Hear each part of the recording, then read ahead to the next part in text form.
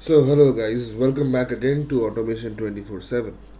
So today we are going to discuss about stored procedure. So stored procedure is an important section in database testing, rather important section in SQL. So what is stored procedure? Why we need stored procedure? And some formats on developing the stored procedure is what we will be discussing on today's topic. So let's start. So, part 4, stored procedure testing. Here we will be discussing about stored procedures and how we will be developing that. Okay, how we will be creating or like the stored procedure is basically an SQL query. So, how we will be developing that. So, let's start. So, we are going to talk about these 5 points. So, first we will be discussing about what is stored procedure and advantages of stored procedure, how to create stored procedure, how to call stored procedure, how to write test cases for stored procedure, how to test stored procedure. So these are the complete things that we'll be focusing. So test cases and the other things we will be covering later part. In part 4, which is basically in this video, we will be concentrating on what is stored procedure and point number 5, like how to test stored procedure, just the syntax with test cases we will be discussing in part 5. Okay, so let's start. Before that, let's cover what is stored procedure. So a stored procedure is a block of SQL statements. We have SQL statements like queries. So suppose we have a table called customers. We want to display all the information in customer table. So we write select star from customers. Right. So that's an SQL statement. Now this select star from customers, if we want to execute later. So let me go to MySQL. Suppose select star from customers. This is an SQL statement. So if you want to execute this rigorously, suppose 5 minutes later or 10 minutes later, okay, or like suppose I want to select star from products as well. So what is going to happen? It is showing me all the things from customers as well as from products. Okay, it is showing me all the things from products as well as customers, but it would be better if we can store these both SQL statements into one stored procedure. So stored procedure is a container which stores these SQL statements and can be reused multiple number of times. So it's basically a small automation. So we will create stored procedure and we will run the stored procedure so that our SQL statements can run. Right. So that those are small automation that we can rerun. And that is why it is called a stored procedure. It is a block of SQL statements. We can save stored procedure and reuse it multiple times. Parameters can also be passed to a stored procedure. Okay, so you create a stored procedure, it's like a function, and you can pass parameters into it, right? Now, the advantages of stored procedure. So the advantages, if we talk about, first, it reduces network traffic. Okay. Secondly, to centralize business logic in the database. So we can use stored procedure to implement business logic. So we can implement some business logic that can be reused by multiple applications. And yes, that is true. As I said, we can be reused. Make database more secure. The database administrator can grant in an appropriate privileges excuse me to applications that only specific stored procedures without giving any privileges on the underlying tables. So the database administrator can grant some privileges or powers to applications that can get only access specific stored procedures without giving any privileges on the underlying table. So some privileges the database administrator can give to those stored procedures, so that you can access some SQL statements without giving privileges on some tables. Okay, so some privileges only will be given to stored procedures, so that you don't have to check other things minutely, or any privilege to be given to the tables not required. Okay, so these are the three advantages you can talk about. Okay, for why we use stored procedure. Now I'm going back to the second slide, where we will be discussing primarily about how to test stored procedure. So we covered point 1, what is stored procedure and advantages of stored procedure, and point number 5, how to test stored procedure. Now the rest points, point number 2, 3 and 4, we will be covering in part 5. In part 5 we will be covering. So let's start. Let us go to stored procedure. So first we will be creating how a stored procedure syntax we create actually. So stored procedure syntax we are going to talk about. Okay, so first what you need to do, first you need to write delimiter. Okay, delimiter, and then again you are going to write delimiter and then a colon. Now in between this delimiter you have to write your SQL statement, and basically you will be creating a procedure. So how we will be creating? So the format will be like stored procedure.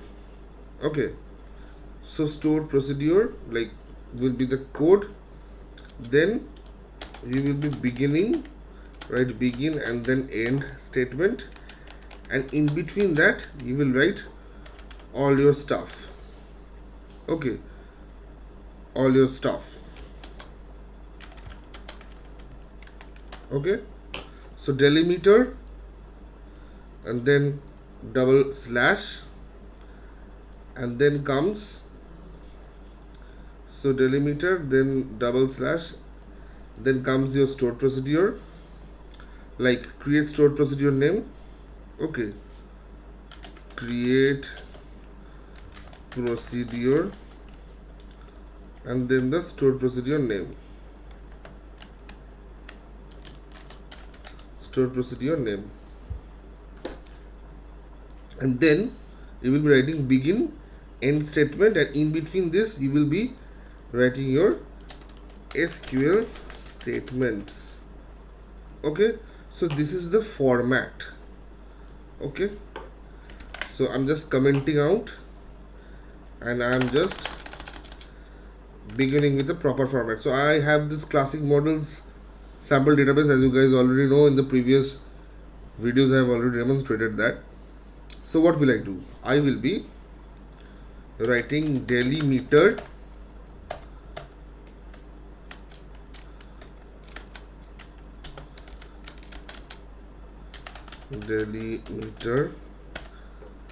and in between this I will be writing begin end. So in between begin end I will be writing my SQL statement. So suppose my SQL statement is let's say create, just a second, not create, it will be my SQL statement. So select star from customers. Okay, this is my SQL statement.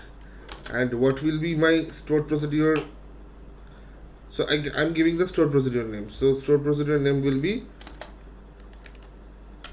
create procedure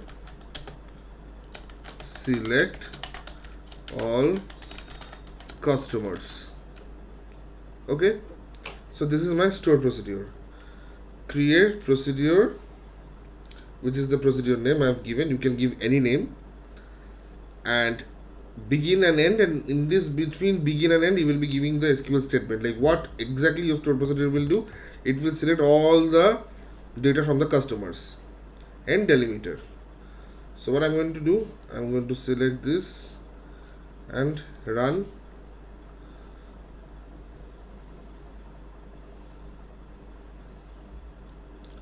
So my stored procedure is created. If I refresh, just a second guys. Okay,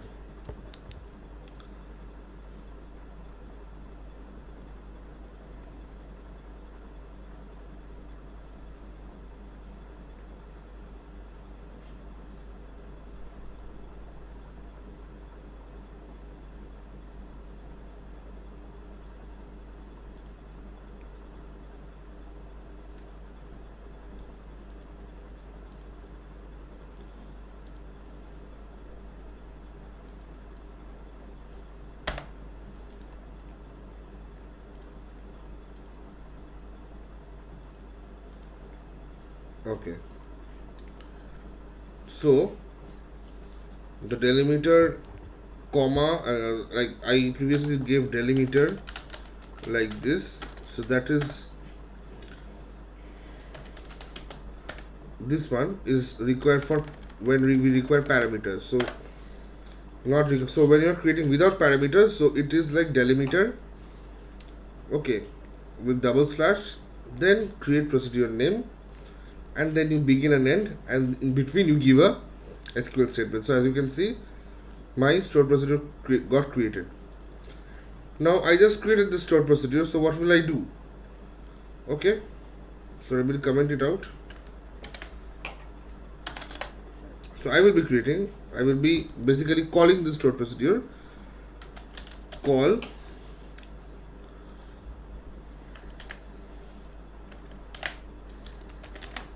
right, and then this one semicolon. So when I executed call select all customers, it just executed. So I can use this stored procedure multiple number of times, and I don't have to write select star from customers. I just have to write this, I just have to call this stored procedure, and that's it. My mission is successful, my mission is executed, right? So in this way basically we will be creating the stored procedure. Okay, so now let's go to the basic stored procedure syntax. Okay, coming to this part later. So if you consider general stored procedure or like basic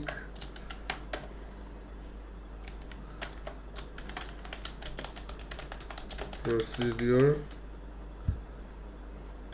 syntax, that is basically delimiter, then this, then create procedure, then procedure name, and then you start with begin, end with end, and here comes your SQL statement, like say select star from products. Okay, and it has to come within this first and second bracket. So this is the basic stored procedure syntax. Basic stored procedure means it will just return a simple record without passing any parameters. Here we are not passing any parameters, it's just a simple stored procedure. So for that we have this syntax. So this is without any parameter. If you remember, we have Java functions, so in function we pass parameters. So consider this also as parameters, where here what we are seeing a stored procedure without any parameters, right? So this is a stored procedure without any parameter, and the syntax or the basic stored procedure syntax for A stored procedure without any parameter is this one, where we use delimiter once. Delimiter, create procedure and then procedure name, begin, end, and in between we have this SQL statement, right? Okay, so just checking if the font can be increased. Yeah, perfect. So delimiter once and begin, end. Before that we will be writing the procedure name, create procedure name, and in between begin, end, select star from products or whatever SQL statement you're going to use for. Okay, so this is the basic stored procedure syntax for those stored procedures which are without any parameters. Okay, now covering the next process or the next subtopic is single or one parameter stored procedure. So here we will be starting with one parameter. Okay, so we will be covering with one parameter. So let's start. So one parameter procedure.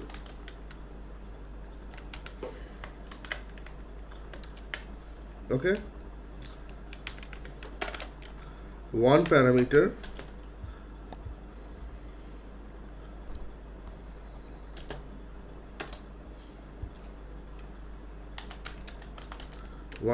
stored procedure. Okay, so let's check. Now one parameter stored procedure means obviously there will be one parameter, right? So there will be one parameter. So the syntax for that will be delimiter, and then we have delimiter, then we will be writing this colon. So previously I was making that mistake, remember, while creating the syntax for those stored procedure which does not have any parameter, there I was using this delimiter which is not required. So I will be using delimiter twice now. Delimiter space double slash. Make sure you give the space. If you don't, you might get an error. Like here, I'm not giving the space, I'm getting an error. So we need to give this space. Okay, space double slash. Then I'm going to use this space for writing my statements, and then below delimiter colon. So what I will be doing, I will be creating, so same, it's all the same. Suppose I am selecting select all customers. Okay, now here I am, as I said, I will be using begin and end statements. Okay, so delimiter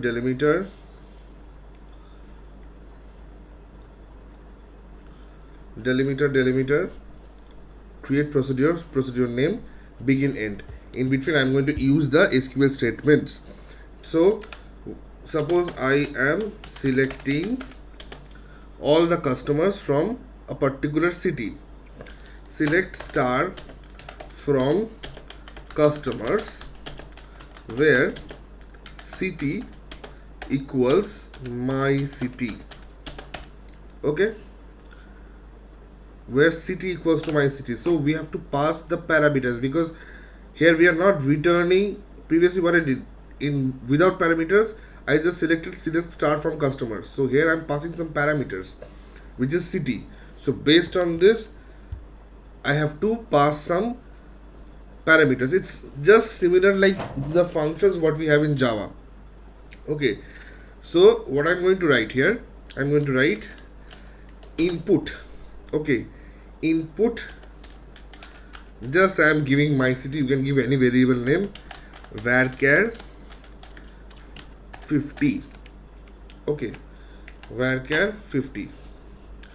So in this case, this is one parameter that I'm passing, only one parameter. Okay, only one parameter. So let me again repeat once. Delimiter. Okay, delimiter, then we have begin. Okay, delimiter begin, then create procedure name, then we have the SQL statement, then we have this SQL statement, and then we are closing the delimiter. So this stored procedure has one parameter. Okay, now you might have a question, then how many parameters we can pass? Previously I created a stored procedure with one parameter. So in a stored procedure you can pass 2100 parameters maximum, 2100 parameters. So max to max,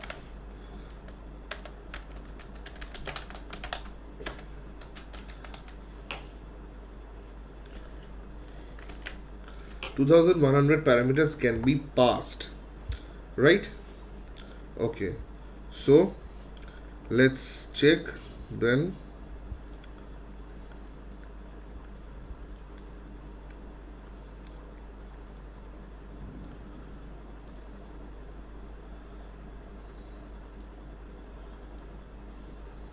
Okay,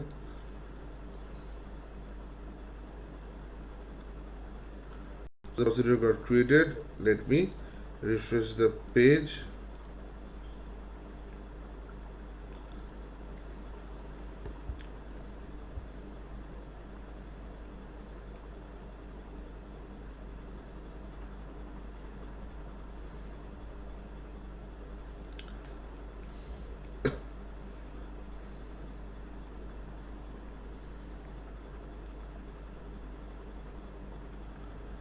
Okay, now let me check whether it got created or not. Let me call it.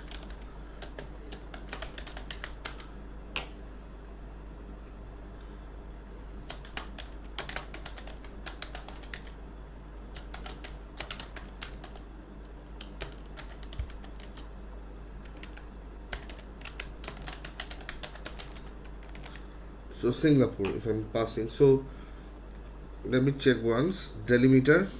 Okay, then we will be creating the procedure name, right? Input parameter, a variable, and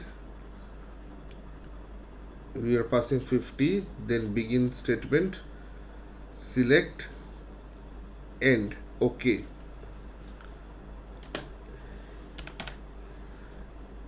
in those stored procedures which in those stored procedures listen this carefully, in those stored procedures which are more than in with those procedures which basically have parameters, in those cases we have this double quotes under end also. Okay, so previously what we had only delimiter with this double slash, here we will have delimiter twice, and in end we will have two slash. So let's comment this out.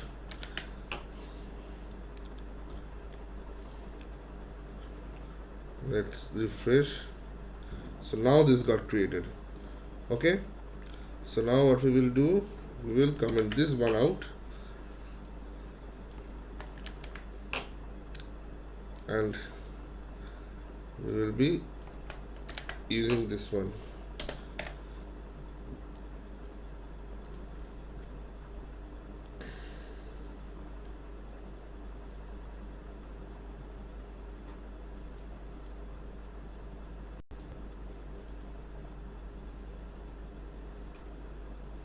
Okay, so I got an error. Maybe we will not have this colon.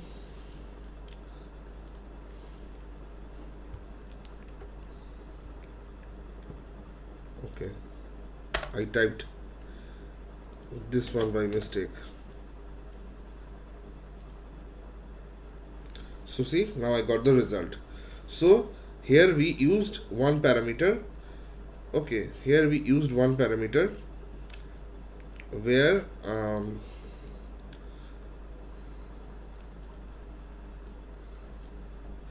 so as you can see here we used one parameter. Just a second.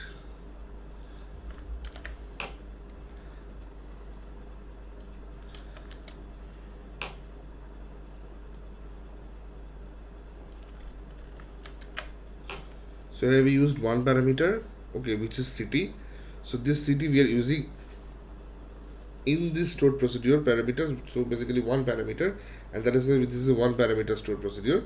And when we are calling this stored procedure, we are using the example of a city which is already in this database, and there you got the result, right?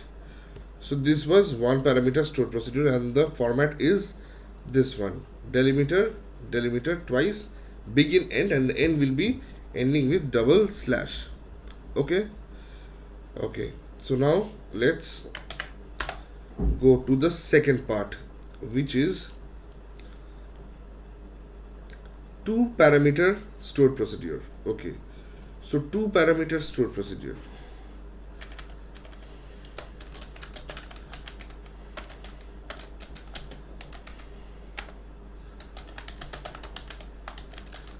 So what is there in two parameter stored procedure? So simple logic, two parameters will be there. So again, let me tell you the syntax. So delimiter, okay, then we will have begin and end statement. Now whenever there is a parameter, end statement will be having double slash. Okay, so this parameter can be confused, can make people confused. Okay, so always you have to remember this. Like when there will be no parameters, then this will not have, like we will not have this. Okay, when there will be at least one parameter, or like 2100 parameter, like 2100 parameter you're passing in the stored procedure. So whenever there is a parameter, we will have to use this double slash. Okay, and without parameters we will not be using this double slash. And in case of one parameter, we will not have this delimiter, we will not have. Okay, we will not have. So this is the syntax for one stored, I mean this is the syntax for stored procedures without parameters, and this is the syntax for stored procedure with parameter. Now I have to use this SQL statement. So what I will be doing, I will be first writing my SQL statement. So suppose I am using select customers by city and pin. Okay,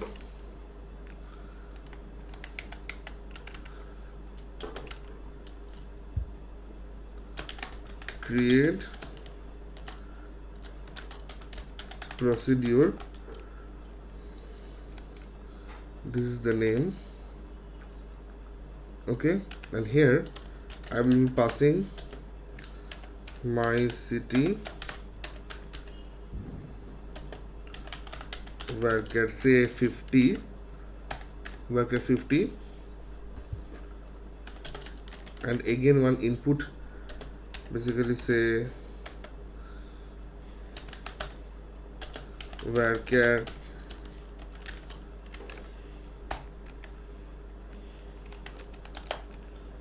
okay.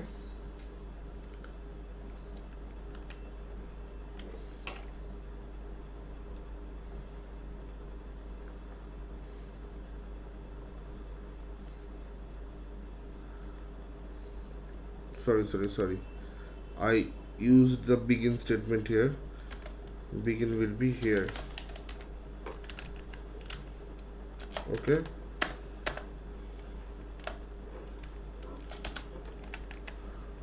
so this is the stored procedure where I use two parameters, one is city and one is P code. Okay, postal code basically. So I will be selecting all customers by city as well as pin, like postal code. So now I will be using my SQL statement, select star from customers where city equals to my city and postal code equals to P code. Okay, so I'm using my city, so that is why I'm telling my city.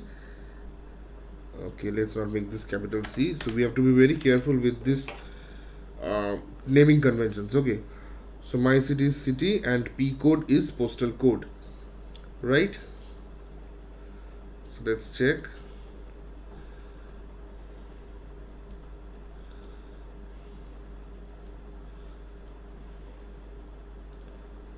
Okay, so the store procedure got created.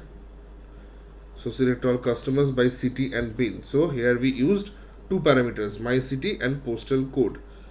Okay, and we have also written the SQL statement where customers, like select all star from customers where city is equals to my city and P code, like postal code, we are returning. So now we will be calling this stored procedure like call select all customers by city and PIN, and we will be passing say Singapore,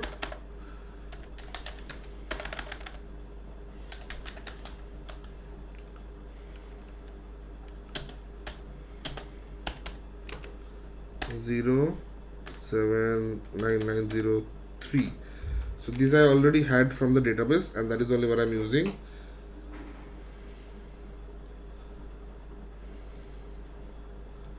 So you can see the contact details of city Singapore and postal code this one. So I'm getting one customer detail. So I don't have to write this long statement. I will be just calling my stored procedure by giving whatever parameters I want to give. Okay, so if it is in Calcutta and that code, if I have something in the database, so let me suppose give Kolkata, suppose I'm giving. Okay, if I have record, it will return. If I don't, it will throw me some error, or it will not return me anything, and as you can see, it didn't return me anything. Okay, so this is the two parameters. Okay, so one parameter and then we had two parameters, right? So this was the two parameter stored procedure. Okay, now let's check stored procedure with multiple conditions. Okay, so what are multiple conditions? What do you mean by multiple conditions? Obviously conditions would be there. Okay, now before moving to the stored procedure with multiple conditions, let us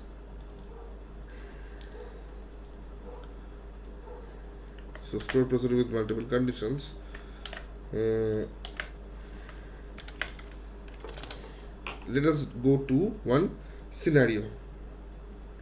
Consider this is one scenario whether we will be starting with a condition. Say if the country is USA, it will be a 2-day shipping. If the country is Canada, we will be having a 3-day shipping, and if we have any other country apart from US and Canada, then it will be a 5-day shipping. So based on that, we will have to create something in the database, and accordingly we have to develop our stored procedure.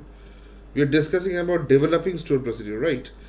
So these are the conditions that will be given by client or will be given to the quality analyst or to the database testers, and we have to prepare our stored procedure like this. So this is a condition, multiple condition that we are going to focus.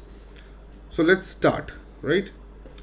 Okay, so I already created some multiple procedure code, multiple conditions. So instead of writing, let me just paste it, and that would be faster, and I'm explaining you in depth. Okay, so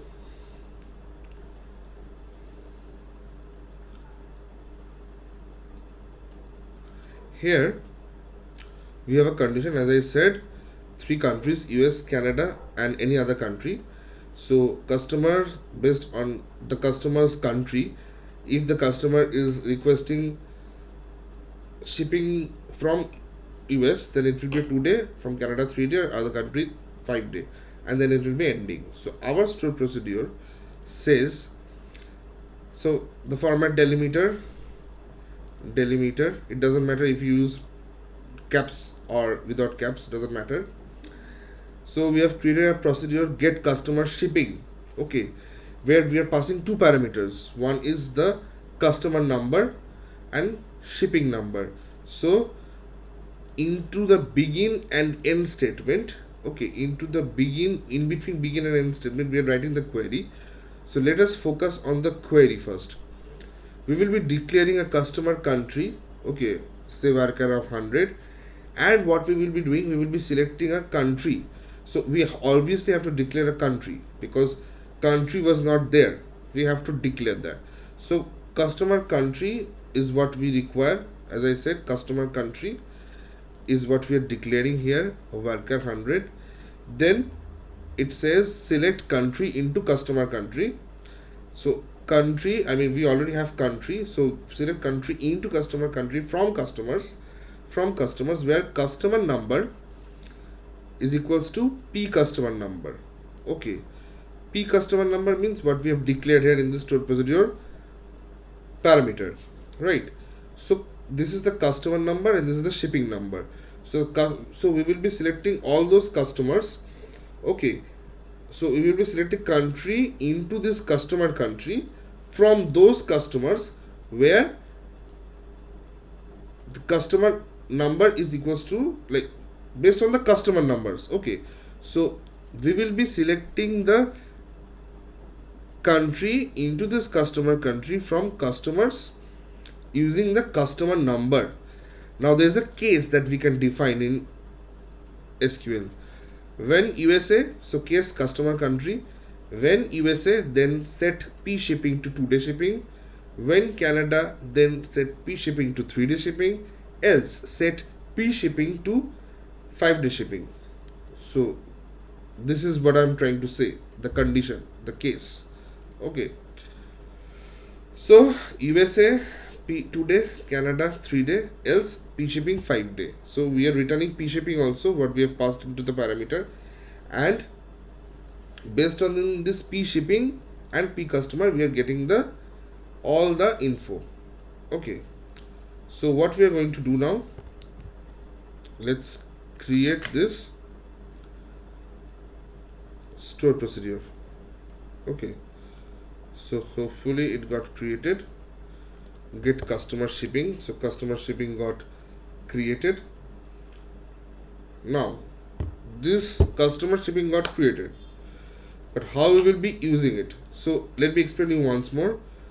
We have a condition, say customer country, based on the customer's country. If the customer country is USA, then it will take 2 day to ship. If it is Canada, it will take 3 day to ship, and if it is in other country, it will take at least 5 day to ship. Based on that, we created this store procedure.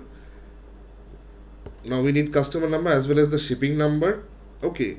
Now in the in between begin and end, we write like the SQL statement. So there what we did, we declared customer country, and using this customer country, like country into customer country, we will be getting the customers using the customer number. But we have a case like USA 2 day, Canada 3 day, else shipping 5 day, okay. So now how we will be calling this store procedure, okay. So how we will be calling this store procedure, or how we will be testing with this store procedure. We already developed this store procedure as I showed you, and this was created by me previously. So let's call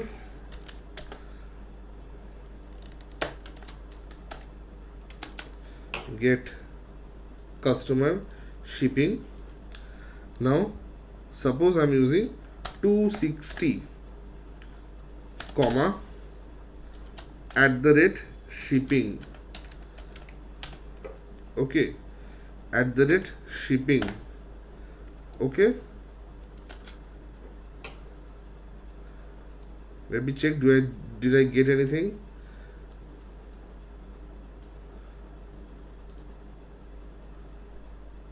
Okay, nothing happened. Now what I need to do, I need to select @shipping.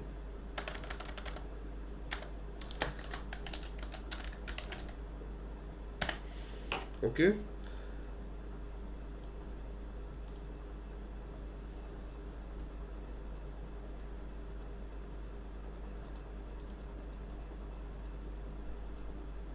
so my case got created, right? My case got, so get customer shipping, so select shipping is what I got. Now based on that, I created the statement, so one row got affected. So what happened basically, the case what I've used, okay, just a second. Okay, now let me try to get this data. Okay, so it's a 3-day shipping. Okay, okay, so let me explain you guys once more. I hope you understood this concept. So there is some, suppose the client says there is some changes, so you need to create something like, you need to create a stored procedure, like if there is a customer country, if the customer country has shipping from USA, it will take 2 days. If it is from Canada, it will take 3 days, and if it is a from any other country, it will take 5 days. So according to that, what I created a stored procedure, which I already explained. Now how will I run this, right? So how will I run this? So I call this stored procedure. Okay, what is 260? 260 is my customer number, and shipping is basically my shipping number. Okay, shipping number. So when I selected this, I got 3-day shipping. Why 3-day shipping? 3-day shipping means Canada. So according to the customer number, he is from Canada. That is why it is showing 3-day shipping. Okay, according to the customer number is 260. Now then I selected this shipping number. Now in the according to the shipping number, it will just check from this code. If it is Canada, 3-day, if it is US, 2-day. So now when I selected @shipping, okay, it told me like whatever data you gave here, accordingly it is showing 3-day. So if I change here something, then it will show me some other data. Okay, suppose I'm selecting 259. Okay, I'm using it, then I'm again calling. So it is 5-day shipping. When I change the data from 260 to 259, it is showing me 5-day shipping. Let me change it to customer number, say 262. So 262, first what I need to do, I need to select this, call to that stored procedure. After that I need to select this and again check what is the data. So again it's showing 5-day shipping.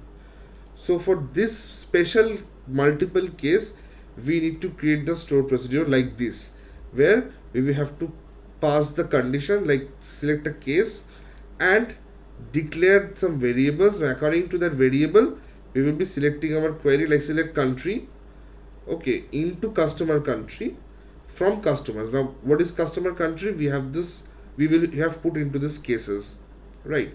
And we will be calling the stored procedure like this. We will be first passing the parameter, running it, and then selecting shipping. So what type of shipping? That particular shipping will be showing according to this customer number. Okay, okay, so now let's go to second case, I mean multiple errors case. Okay, and then we will be closing this part, I mean part 4. So multiple errors. So for multiple errors also, I'm showing you one code which will be helpful. So multiple errors means how will you handle errors? That's just that it's just how will you handle errors. Suppose you're creating stored procedure, something is happening. Like we have this concept of um, try and catch. Okay, like if any error is there in your Java code or in your code, okay, so how will you handle those exceptions? So here the same thing is, how will you handle errors in stored procedure? Okay, so what happens, basically we have created just a one parameter stored procedure, and into that one parameter stored procedure, what we did, okay, what we did, we declared some exit handler. Okay, if duplicate keys are coming, we will be, like, suppose if any error we are getting for 1062, then we will use this message. If we are getting any SQL exception, we will be using this message, and we are using any SQL state, this one, then we will be using this error code message. Okay, now what we are doing is we are passing supplier ID and P lines into products. Okay, we are passing supplier ID and product and P lines into products. So this is what we are going to do. We are going to insert this supplier ID and values. Okay, like into products we will be inserting supplier ID, and into values we will be inserting P lines. Now while doing that, if we are getting these errors, then the store procedure will be handling it. Okay, so this is what the store procedure wanted to say. Like this is what we wanted to say regarding the multiple errors. Okay, so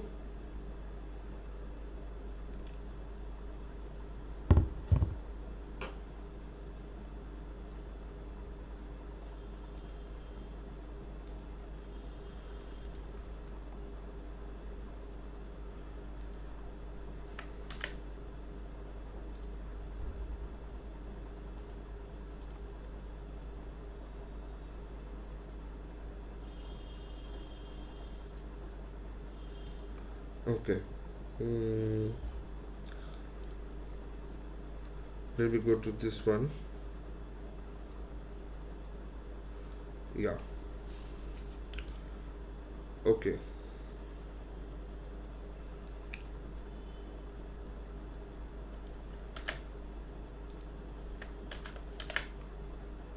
okay.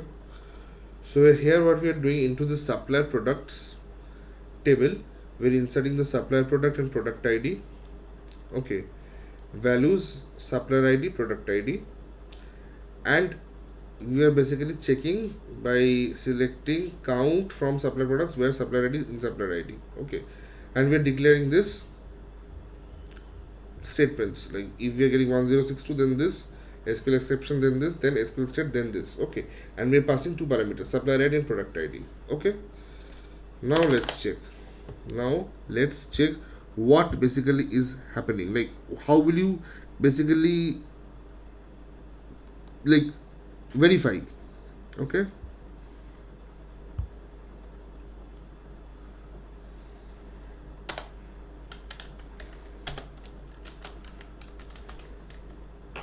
before that let me just refresh. Okay, I have to create this. So insert product supplier ID, it got created.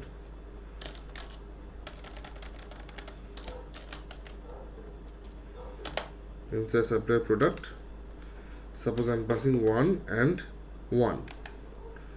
So what it is basically showing, what it will basically show, duplicate keys error encountered. See, it basically got this exit handler 1062. So instead of throwing that exception or instead of throwing that error, it is printing with this message. Okay, okay, now let me let me insert. So basically I am inserting supplier ID and product ID, and that is what it is showing me. Okay, suppose I'm inserting 1 and then basically 5. Let's check what happens. Duplicate keys again. Suppose I'm entering 1 and 9.